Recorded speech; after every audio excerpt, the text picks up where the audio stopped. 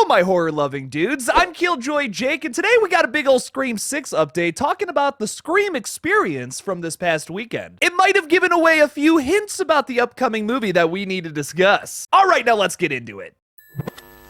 Well, sometimes that is better.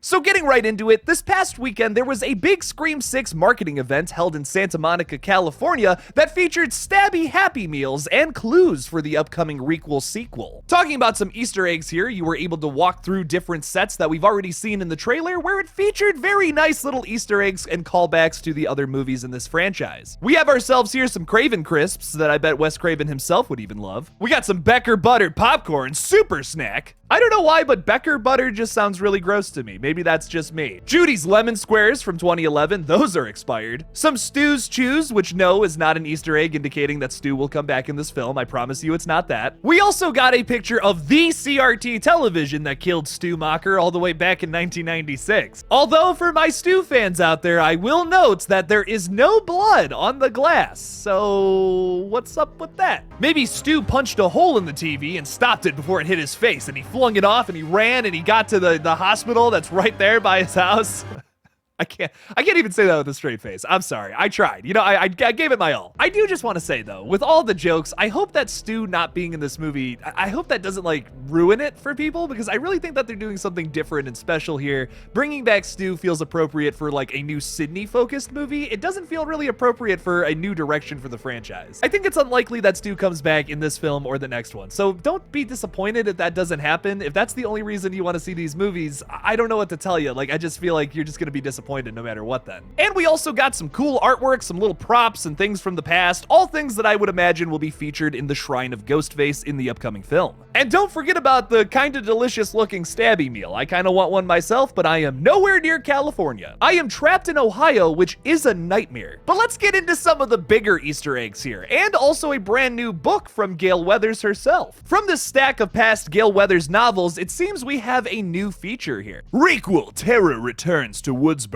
So this is weird for a couple of reasons. Obviously, Gale Weathers would totally write a book about new murders if they happened, but a big thing with her character in the last movie was letting these dumb characters die in anonymity, as Gale herself even said. In fact, it was one of the last things she said in the movie, so it was really punctual. It's kind of odd that she might have written a book about them in that case, because this doesn't seem like a nice, friendly, happy book about Sheriff Dewey. I mean, if I was writing a book about Dewey, I wouldn't call it Terror Returns to Woodsboro. Also, going back to the whole relationship between Gale Weathers and Sidney Prescott in that last movie, Gale kind of feels bad for writing that original book, and she even says something along the lines of, if I had never written that book, none of this would be happening. So if Gale really feels that way, why did she write this book? I have so many questions. Now, I could see this kind of playing into the commentary of the film, which is something that has been a big mystery as to what this film will comment on, or if it'll even comment on anything in general. Will this be a Scream film without meta commentary? I don't think that they'll have a centralized topic, so to say. I think that this is going to be much more story-driven, if that makes sense, but I do think we will have a little bouts of horror commentary, or even commentary on radio silence themselves, which is what I think the Gale Weathers book here is going to be used for. A big complaint that I hear about Scream 5 all the time that I simply don't agree with at all is that Scream 5 doesn't feel like a Scream film. It does.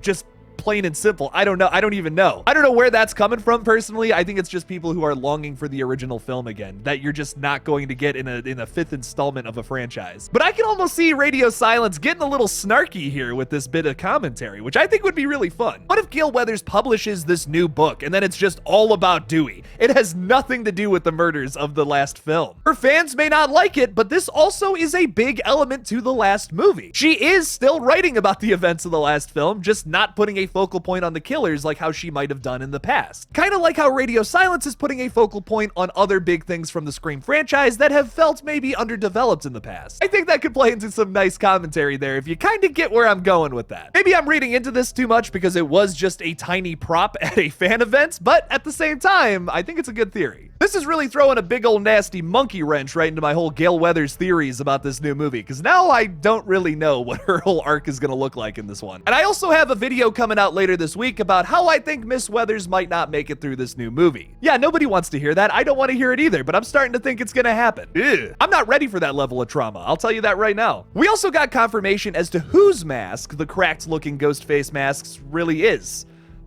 That didn't make a whole lot of sense. This mask right here is Billy Loomis's. We got ourselves a better look at the glass case holding Billy Loomis's robe and mask, featuring our wonderful new radio silence directors. A really interesting theory I heard about the mask and the robe is that it was Roman Bridgers, but that has been proven to be false. Although that would have been very interesting and once again really confusing for all my theories. How Roman ties into all of this, I don't know. Considering that Sam has been teased as the main target of our Ghostface this time around, I think it would make a lot of sense if a Ghostface was wearing Billy Loomis's robe and mask. It's a visual way of saying that he or she knows Sam's little secret. That dirty, dirty little secret. Oh my. It's also the mask that we see Sam holding in what I can only assume is the final shots of the movie. Now, a lot of people don't want to hear this, but I do think that they're setting up Sam to be a Ghostface killer, not in this movie, but the next one. And then maybe, finally, we'll get ourselves a Scream movie from the killer's perspective. You know, one that was made for a little more than $5,000.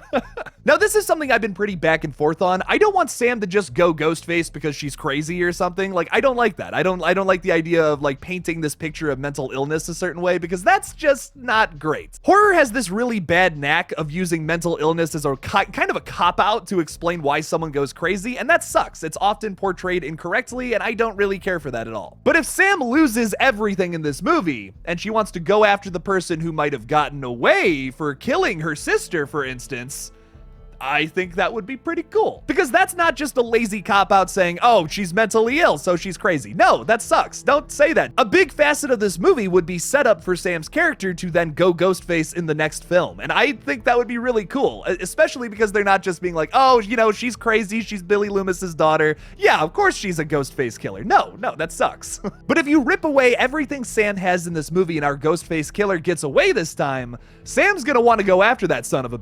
We could see Sam go Ghostface with good intentions, but of course going about it the wrong way, because murder is not a good thing last time I checked. Not only would that be super experimental, but it could make for one of the coolest Scream films maybe ever. Personally, that's what I'm hoping they set up in this film moving into the next one. I don't even care, like if I'm right and I see this movie and that's exactly what they do, I don't care. I don't care that I guessed that. That's so different. This franchise has never stepped into territory like that. I mean, this is Scream 6. I don't want this to just be another movie that's exactly the same thing as what we've already got in the past. I want them to experiment a little bit, tweak some things, move some things around, try some things out we have never tried before in this franchise, and let's see if it works or not. If you don't like that, if you want to see a Scream movie that's exactly like the original, go watch the original again. It's a great movie. And also, like, 2 and 3 are very similar to the original. They just kind of like get campier with each sequel. So like, you always have 3 movies that are just like that. I don't know. I want to see something different here personally, and it seems like that's what they're setting up. So what do you guys think about all of this? Do you think that Gale's book will be actually written about our characters from the last film, or will it be more about Dewey? And do you think that they will set up Sam to possibly go Ghostface in the next film?